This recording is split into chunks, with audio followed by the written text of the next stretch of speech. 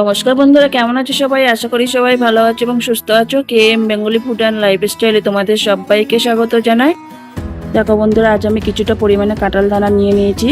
আর এই কাঁঠাল দানার ওপরে যে সাদা অংশটা আছে বা সাদা খোসাটা আছে, এটা তো আমরা সহজে তুলে ফেলতে পারি, কিন্তু সাদা খোসার পরে যে লাল খোসাটা আছে ওই খোসাটা তুলতে আমাদের কাছে খুবই কষ্টকর হয়ে ওঠে।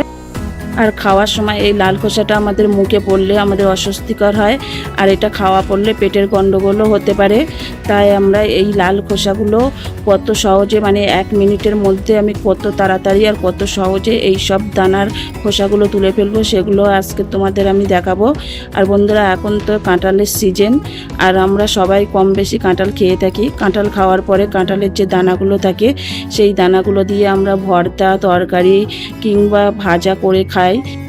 প্রথমে কাঁঠাল দানাগুলো আমি একটা ছুরির সাহায্যে 2 টুকরো করে কেটে নিচ্ছি। নিয়ে আর দেখো সাদা খোসাটা আমি কত তাড়াতাড়ি ছাড়িয়ে নিচ্ছি। এটা তো সহজেই ছাড়ানো যায়। তারপরে তোমরা এই জায়গাটায় ছুরি কিংবা বটি কিংবা যে সুপারি কাটা জাঁতি আছে না, ওই জাঁতি দিয়েও তোমরা কেটে নিতে পারো। আর আমি দেখো এগুলো কেটে নিচ্ছি।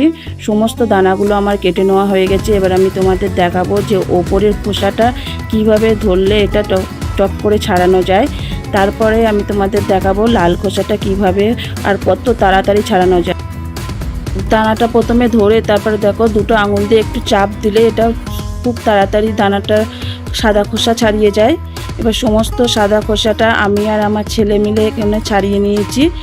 এবার সমস্ত ছাড়ানো হয়ে গেছে, তোমাদের দেখাচ্ছি। দেখো কত সুন্দর লাগছে দেখতে।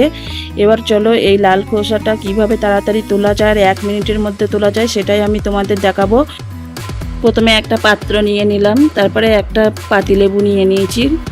তারপরে দেখো আমি কিছুটা উষ্ণ গরম জল নিয়ে নিলাম। জলটা নিয়ে তাতে ওই পাতিলেবুর রসটা আমি ভালো করে চিপে চিপে বার করে দিচ্ছি। এখানে আমার যেহেতু অনেকটা দানা, সেই জন্য আমি একটা পাতিলেবুর রস নিচ্ছি। আর তোমরা চাইলে মানে অল্প দানা হলে হাফ পাতিলেবুর রসও নিতে পারো। এবার দেখো আমি এখানে সেই দানাগুলো জলের মধ্যে ডুবিয়ে দিয়ে দিলাম। দিয়ে একটা পাত্র দিয়ে চাপা দিয়ে দিলাম 10 মিনিটের জন্য। 10 মিনিট হয়ে গেছে আর জলের কালারটা দেখো পুরো চেঞ্জ হয়ে গেছে। আর এদিকে দেখো দানাটা একদম সামান্য হাত দিয়ে একটুখানি ঘষলেই এটা উঠে যাচ্ছে। এটা হচ্ছে প্রথম পদ্ধতি। আর দ্বিতীয় পদ্ধতিটাও তোমাদের দেখাচ্ছি। দেখো প্রথমে এরকম একটা জার নিয়ে নিলাম বা কৌটো নিয়ে নিলাম। নিয়ে তাতে এবারে ওই সমস্ত দানাগুলো দিয়ে দিচ্ছি। আমি এখানে এরকম একটা কৌটো ব্যবহার করেছি। তোমরা চাইলে জল খাওয়ার বোতলও নিয়ে নিতে পারো। জল খাওয়ার বোতলেও এটা ভালো পরিষ্কার হয়ে যায়।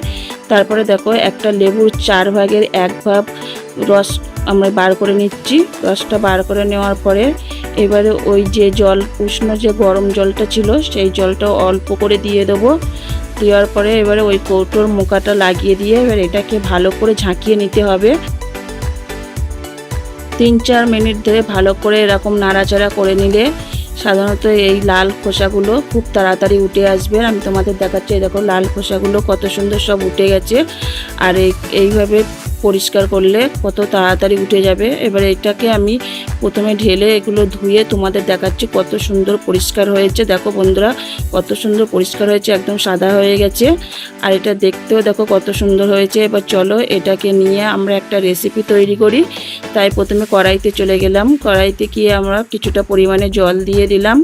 জলটা দিয়ে এবার ওই কাঁঠালের দানাগুলো দিয়ে দেবো। কাঁঠালের দানাগুলো দেওয়ার পরে আমি এবারে কিছুটা পরিমাণে হলুদ গুঁড়ো দিয়ে দেবো আর অল্প একটু লবণ দিয়ে দেবো। দিয়ে এটাকে আমরা 10 মিনিটের জন্য সিদ্ধ হতে দেবো। এখন আমরা ঢাকনা চাপা দিয়ে 10 মিনিট পর ফিরে আসছি। 10 মিনিট হয়ে গেছে, তোমাদের দেখাচ্ছে এটা কত তাড়াতাড়ি গলে গিয়েছে দেখো। আর এবার এটাকে আমরা নামিয়ে রেখে দেবো। নামিয়ে রেখে দিয়ে কড়াটাকে ভালো করে ধুয়ে পরিষ্কার করে নিয়ে আবার আমি চলে আসব। দেখো কড়াটা ধুয়ে পরিষ্কার করে নিয়েছি। এবার কিছুটা পরিমাণে কড়াইতে তেল দিয়ে দিলাম। তেলটা দেওয়ার পরে আমি এখানে 5টা শুকনো লঙ্কা দিচ্ছি। 5টা শুকনো লঙ্কা দিয়ে ভালো করে নাড়াচাড়া করে এটাকে লাল লাল করে ভেজে নিতে হবে। শুকনো লঙ্কাগুলো ভেজে নেওয়া হয়ে গেছে। এবার আমরা শুকনো লঙ্কাগুলো তুলে নেব। দেখো শুকনো লঙ্কাগুলো তুলে নিচ্ছি। এরপরে আমরা দুটো মিডিয়াম সাইজের পেঁয়াজ কুচানো ছিল, সেই পেঁয়াজগুলো দিয়ে দেবো। পেঁয়াজটা দিয়ে সাধারণত এটাকে লাল লাল করে ভেজে নিতে হবে। তাই পেঁয়াজটা দিয়ে আমরা ভালো করে নাড়াচাড়া করে নিচ্ছি। পেঁয়াজের গায়ে হালকা লাল দাগ ধরবে এরকম পর্যায়ে আমরা পেঁয়াজটা কিছুটা সরিয়ে দিয়ে এবার দেখো 3-4 কোয়া রসুন নিয়েছিলাম, সেই রসুনটা থেঁতো করে দিয়েছি। থেঁতো করে দেওয়ার পরে এবারে আমরা ওই রসুনটা ভালো করে লাল করে ভেজে নেব। তারপরে পেঁয়াজের সঙ্গে এটাকে মিশিয়ে দিলাম, মিশিয়ে দিয়ে ভালো করে লাল করে ভেজে নিয়েছি। এবারে পেঁয়াজ ভাজাগুলো আমরা তুলে নেব। তুলে নিয়ে দেখো একটা মিক্সার গ্রাইন্ডারে আমি প্রথমে কিছুটা দানা দিয়ে দিলাম। দানাটা দিয়ে তারপরে আমি ওটাকে পেস্ট করে নিলাম। সমস্ত দানাগুলো আমাদের পেস্ট করা হয়ে গেছে। এবার সেই রসুন, পেঁয়াজ আর শুকনো লঙ্কাগুলো দিয়ে দিলাম। দিয়ে এবারে আমি প্রথমে লবণ দিয়ে দেবো অল্প করে। এরপরে 1 মুঠো ধনেপাতা দিয়ে দেবো। ধনেপাতাটা দিয়ে তারপরে আমি কিছুটা কাঁচা সর্ষের তেল দিয়ে দেবো। সর্ষের তেলটা দিয়ে লবণ, তেল আর ওই শুকনো ভাজা লঙ্কাগুলো ভালো করে আমি এখানে ডলে ডলে ভালো করে নুনের সাথে আর এই লঙ্কাটা ভালো করে মিশিয়ে নেব। মিশিয়ে নেওয়া হয়ে গেলে এবার আমি সমস্ত ভর্তাগুলো ভালো করে হাত দিয়ে মাখিয়ে নেব। ধনেপাতা, পেঁয়াজ আর ওই রসুন আর লঙ্কা ভাজা সমস্ত কিছু একসঙ্গে মিশিয়ে নিতে হবে। আর এটা মাখিয়ে তোমরা অবশ্যই একবার খেয়ে দেখবে বন্ধুরা, এটা খেতে কিন্তু অসাধারণ লাগে। আর বাড়িতে অবশ্যই এরকমভাবে যদি বানিয়ে খাও তাহলে 1 থালা ভাত খাওয়া হয়ে যাবে। দেখো কত সুন্দর হয়েছে। যদি রেসিপিটা তোমাদের ভালো লাগে তাহলে লাইক, কমেন্ট, শেয়ার এবং সাবস্ক্রাইব করতে ভুলবে না। সুস্থ থাকবে, ভালো থাকবে। দেখা হচ্ছে পরের কোনো ভিডিওতে। Bye bye.